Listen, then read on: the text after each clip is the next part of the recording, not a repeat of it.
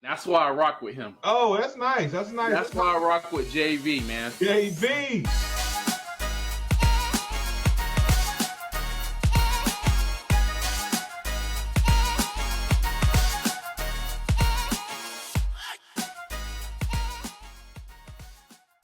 What's happening? You're tuning back into the JV show. It's your weekly episode. Now, look, I hate May, June, July, and August.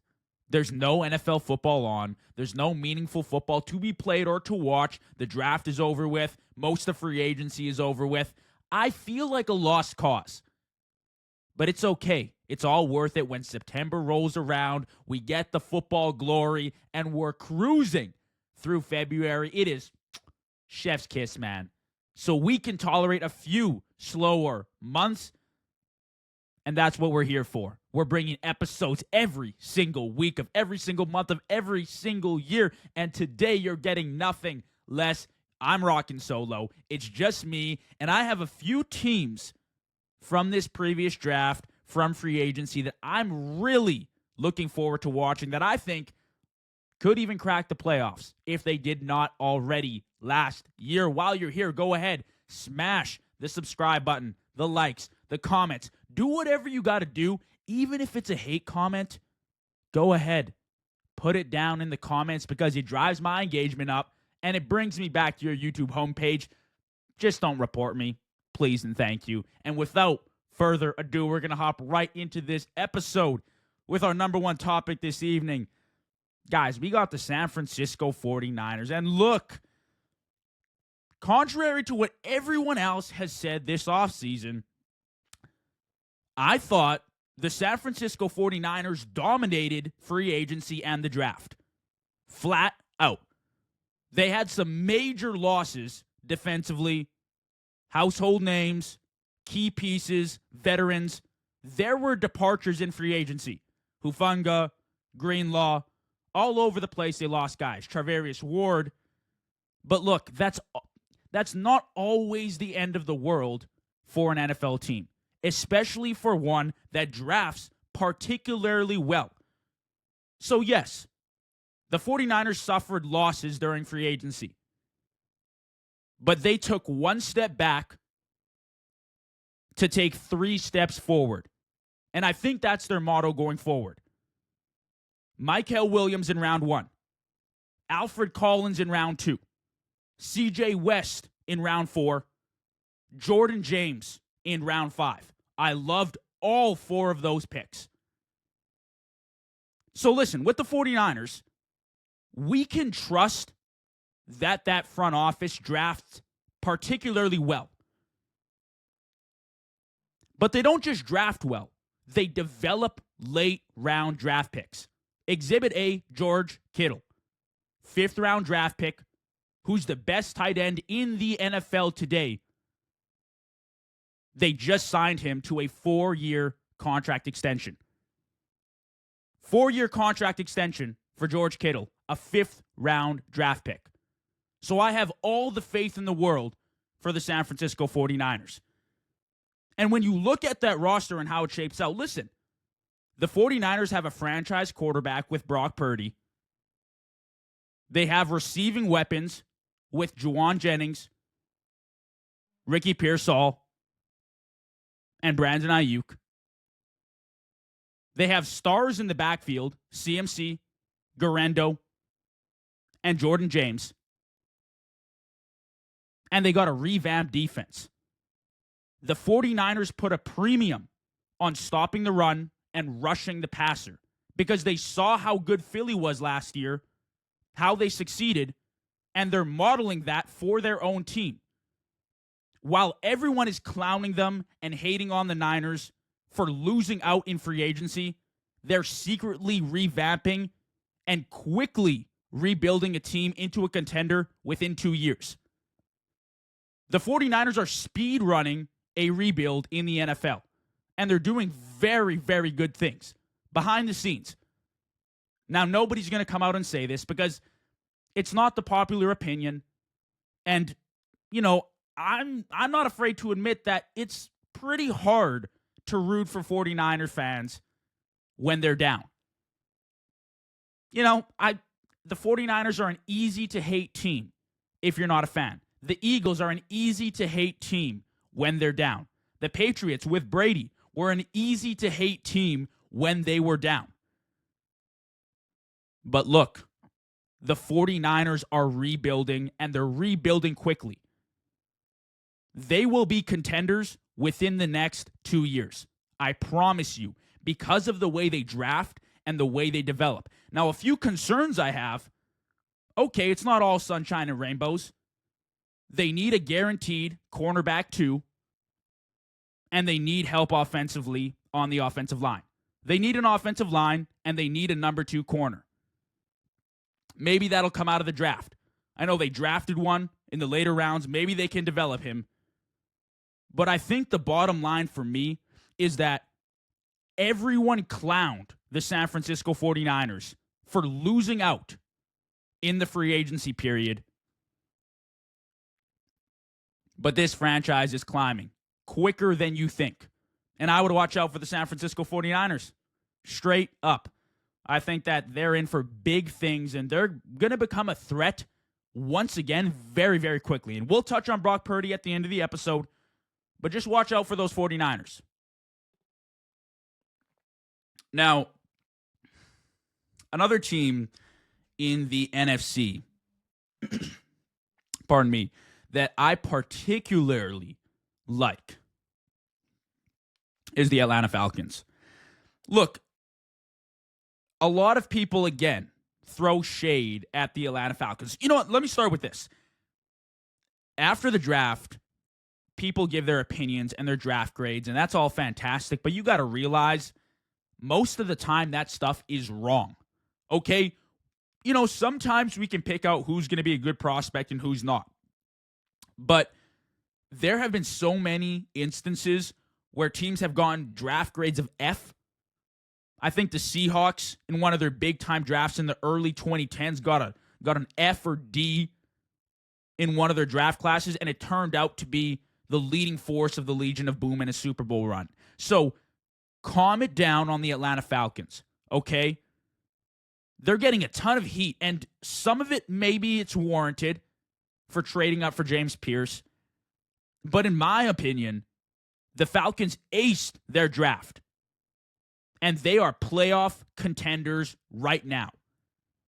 Now let's break it down. The Falcons are getting heat for trading up in the first round. That's about it. But again, I think they aced it. I think they did the right thing.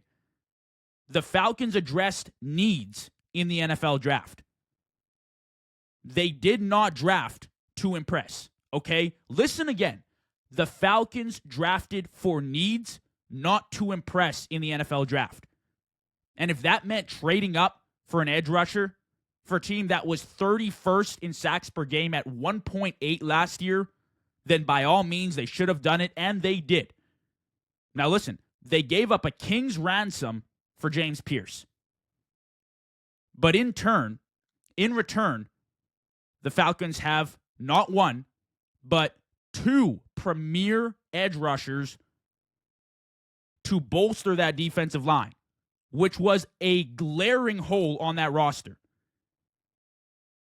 But you look at it as a whole.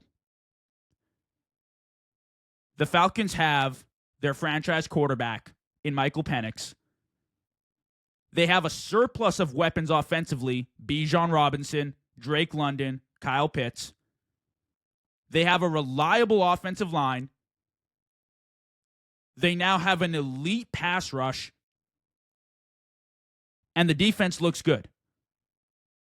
So what is there not to like about the Atlanta Falcons? And on top of all of that,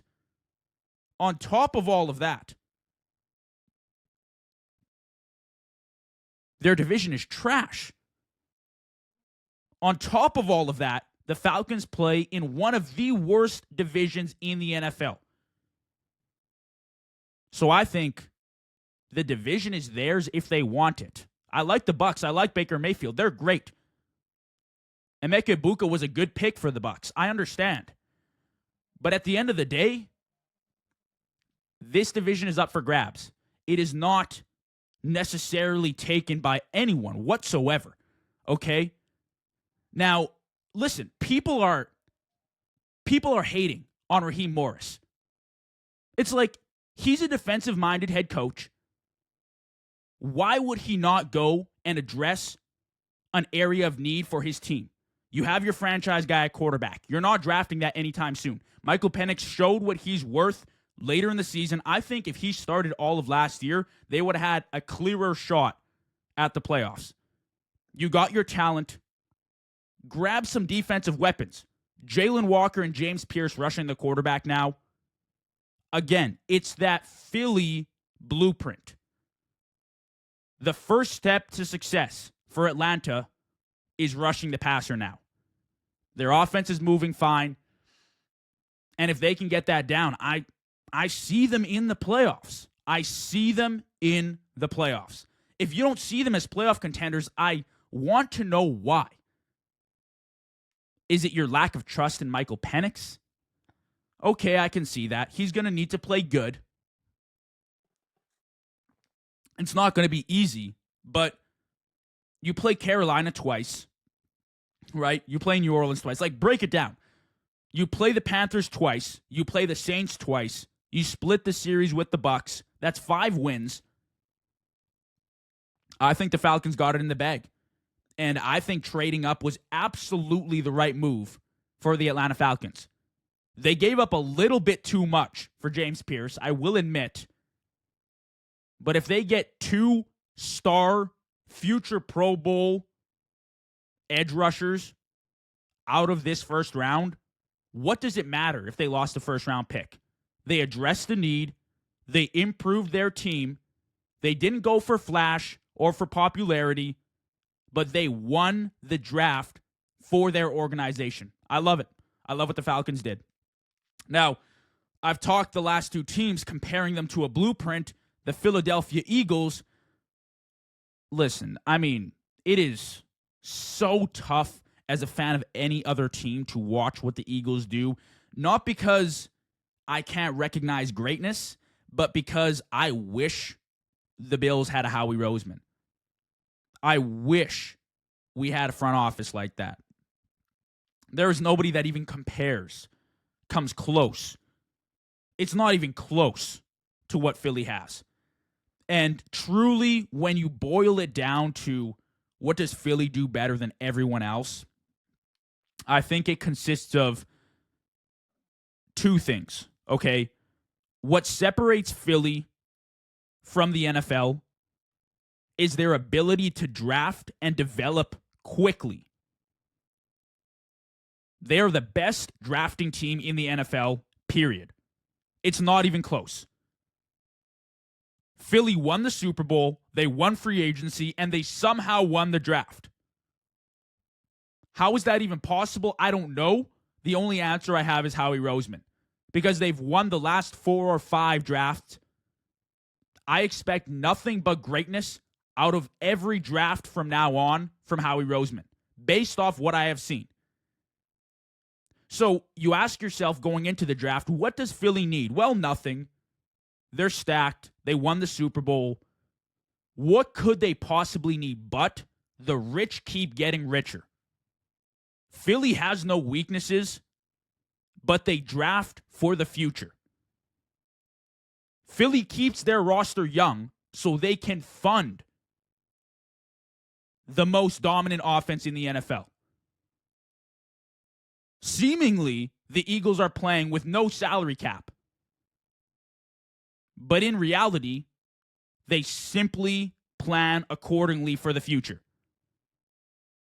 So when contracts get too big, they ship them off to other teams, and in come the new batch of recruits who are ready and in shape to go on rookie contracts. Rookie contracts, that is how you succeed in the NFL. You need your star players, but you also need your young guys on cheap deals to produce. And that's what Philly does exceptionally well. So Jihad Campbell,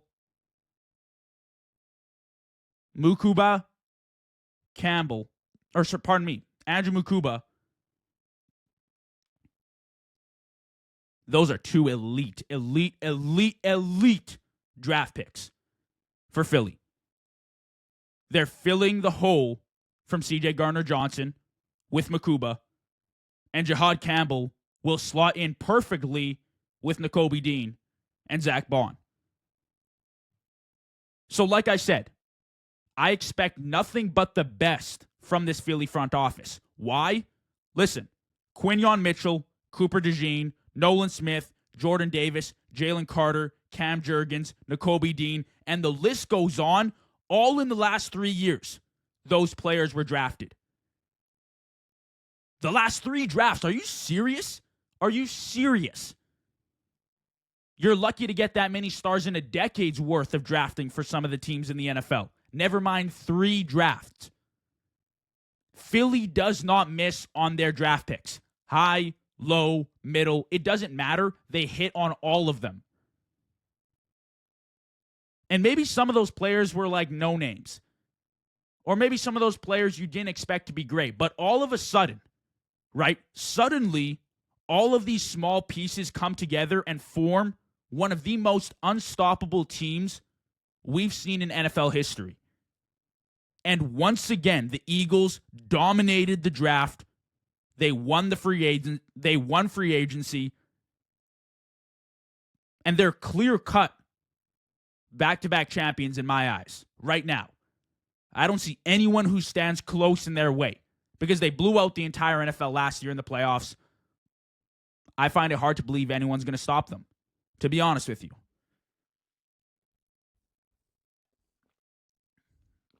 Now, before we get into a few fan Q&A, I've kind of delayed talking about the Bills and their draft and, my just overall thoughts on where this organization is going. And we're going to touch on it right now.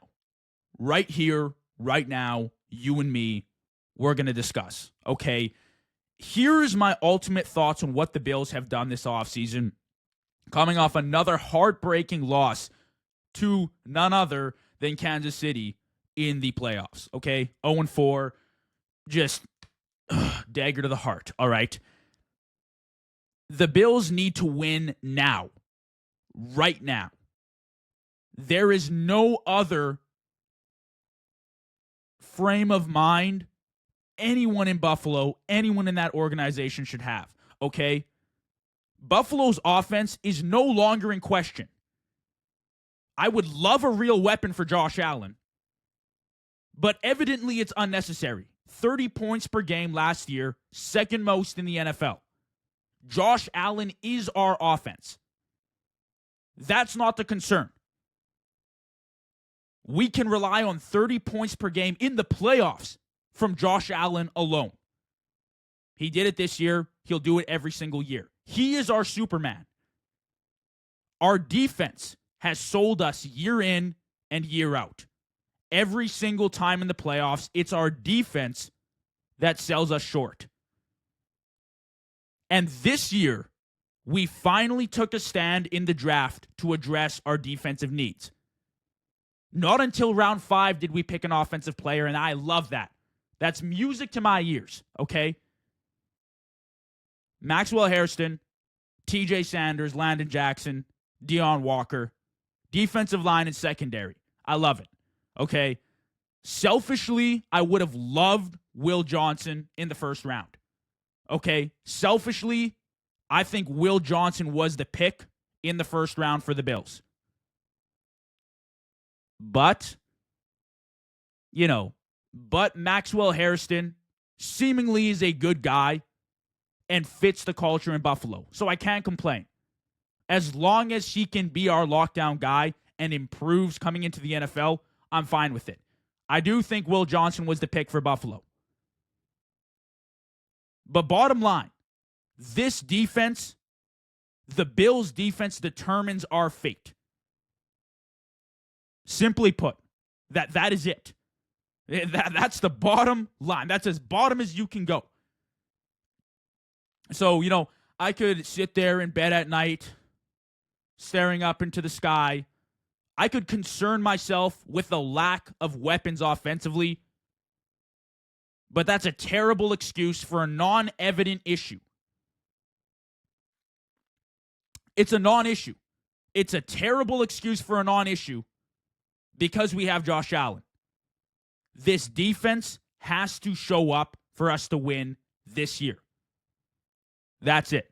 The defensive line needs to put pressure on the quarterback. We need to stop the run, and our secondary needs to step up. No more 38, 42, 45-point games from the Chiefs in the playoffs. It cannot happen. If it happens again, I will lose my mind. I will lose my marbles.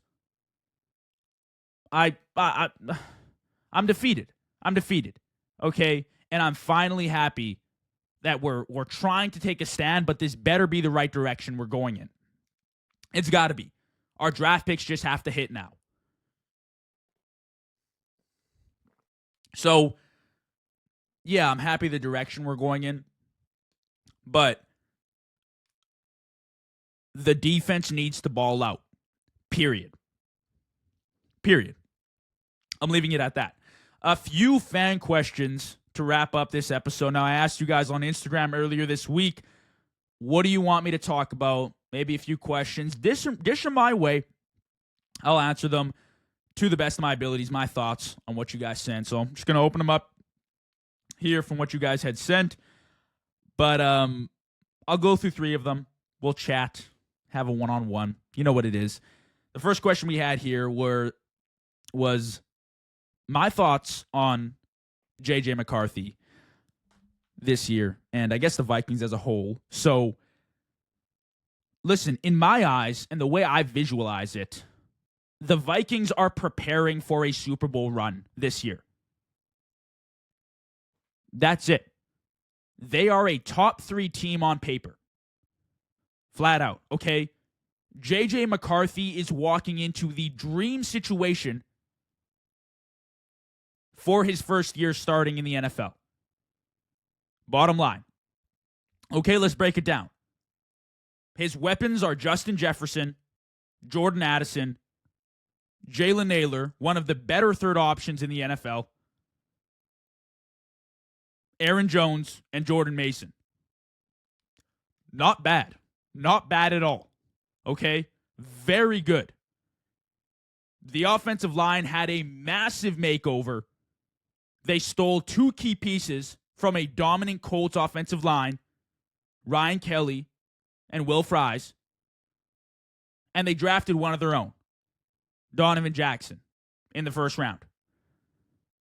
Defensively, they added on the D-line with Javon Hargrave and Jonathan Allen, and they bolstered up that secondary with depth, Isaiah Rodgers and Jeff Okudah. Like I said, on paper, this team is top 3 in the league. Now, my thoughts on J.J. McCarthy. Look, J.J. McCarthy had the nod over Sam Darnold, okay? J.J. McCarthy was the clear-cut starter over Sam Darnold until he was injured. I have nothing but confidence in the kid to come out and manage an already great offense, defense, and team overall, not to mention Kevin O'Connell as a great head coach in the league. The preseason game I watched from J.J. McCarthy showed me a lot of who he could be as a quarterback. I know it doesn't mean everything, but from what I saw in the preseason last year, J.J. McCarthy took hits and delivered balls. Pause. Delivered footballs on time, in tight windows, under pressure, scrambled with elite speed, hit the deep ball, hit the home run shot. He did it all, okay? He was tough, mentally tough, physically tough, everything you want in a quarterback. Now, I'm not saying that is all we need to know about J.J. McCarthy and what his future is going to look like in Minnesota, but I think it's a good tell of what we can expect, especially with such a good team. I think as a Vikings fan, the Vikings saw Sam Darnold succeed last year beyond expectations. They had 14 wins, right? Incredible. The loss in the playoffs hurt, but anything that the Vikings did last year that we watched was impressive. This year, a divisional round appearance, I think is the minimum. That should be the floor for this roster. They should breeze through the wild card, and I think they should win the divisional round, to be honest with you. The Vikings are a conference championship team. I have all the faith in the world in J.J. McCarthy to manage this roster to a T. Doesn't have to be incredible, by all means. He doesn't have to be Superman, a hero, put on a cape, fly around, score 30 points like Josh Allen. No. J.J. McCarthy just has to protect the ball and let his weapons work, and I think the Vikings will succeed. So I think he has a great season. Personally, I'm rooting for him. I truly think he puts his Vikings team on another level. All right. Second question here. Pull it up. We got, will Kyle Shanahan ever get the monkey off his back? And will Brock Purdy prove himself this year as an elite quarterback? All right. So let's just unpackage that really quickly, okay? The first and most important thing that we need to address here, you cannot blame last season on Brock Purdy. You cannot do that. You take everything away from a starting quarterback in the NFL, and I'd like to see what they can do with their teams. Besides Josh Allen, Lamar, and Mahomes, no quarterback is producing at a high level with their whole team on injured reserve. I'm sorry to break it to you, okay? No offensive line, receivers were lackluster or injured, fifth string running back, no offensive line. I think I already said that, but you get the gist. Defense was on IR, but somehow it's all Brock Purdy's fault. Are we serious? Are we for real as fans? Are we serious? Okay. There were games last season. Brock Purdy proved to us he was elite and the Niners lost. That's not on him, okay? He needs a little something behind him. He needs a little support from this roster in order to win games, okay? Brock Purdy is not Josh Allen. He's not Lamar. He's not a game changer. He's not a superhero. He doesn't put on a cape and fly around. A lot of quarterbacks aren't like that, though. And that is fine. Brock Purdy can evidently win games, bring you to a Super Bowl, and put you in a position to potentially win a championship when he has a decent team. The Niners are a competent organization who draft well, who develop well. And I think Brock Purdy is their guy. Kyle Shanahan, on the other hand, I've said this multiple times on the show. I voiced my opinion on him. Obviously, I cannot tell you if he'll ever get the monkey off his back. He's going to have another shot at it for sure, because I love what the Niners are doing, like I talked about earlier on in the show. It's not even my thoughts. We've seen Kyle Shanahan fail moment after moment after moment after moment when the lights are brightest in the Super Bowl. Okay? We've seen it happen. We've seen him unfold as a play caller when it comes to the Super Bowl. We've seen him hold Brock Purdy back as a quarterback season after season. I don't know who's out there that could do it for the Niners. Maybe it is Shanahan. But I think if we're going to give him another shot, this should be it. They're rebuilding. They're getting things going again. Hopefully they get Brock Purdy. They get that contract figured out. And they make another run. If that doesn't work, I find it hard to believe he's going to get a ton of support from Niners fans who are already kind of, questioning him. At least half of them are, okay? Last question we had here. Do you really believe Josh Allen can win a championship? Well, Like, what? Are we serious? Are we serious? Like, are we serious? Yes. Okay, yes. Josh Allen can win a championship. He's an elite quarterback in the league. Second best right behind Mahomes. Okay, he was the number one this year because he was the damn MVP. Like, it has never been Josh Allen that has failed us in the playoffs, okay? And people, listen, okay, people can point to specific moments where Josh Allen has failed, okay? Josh Allen didn't pick up the blitz on a fourth down blitz from Steve Spagnuolo, who's a defensive mastermind. Okay, sure, I'll give you it. But these are just fractions of time, fractions of the game. All the plays accumulate to determine the winner. Okay? And in all the games against Kansas City, Josh Allen has always balled out.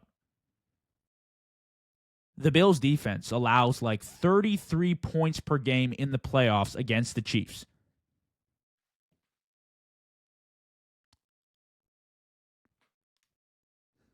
I'm sweating. Are we serious? How is that on Josh Allen? He does not have the benefit of a great defense that he can rely on to make stops. He doesn't have a weapon anymore offensively.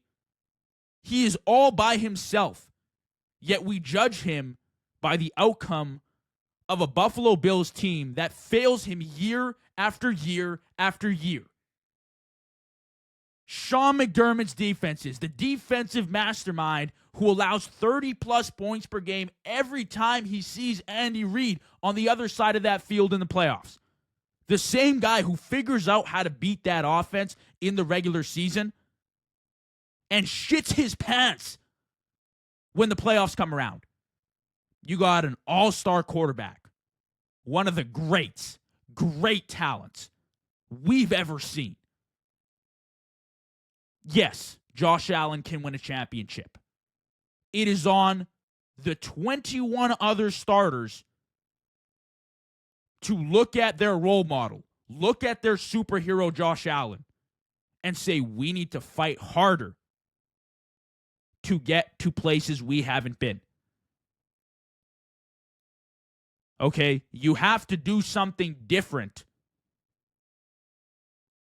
to achieve something you never have achieved. You can't just do the same thing and expect a different result. That's insanity right there, okay?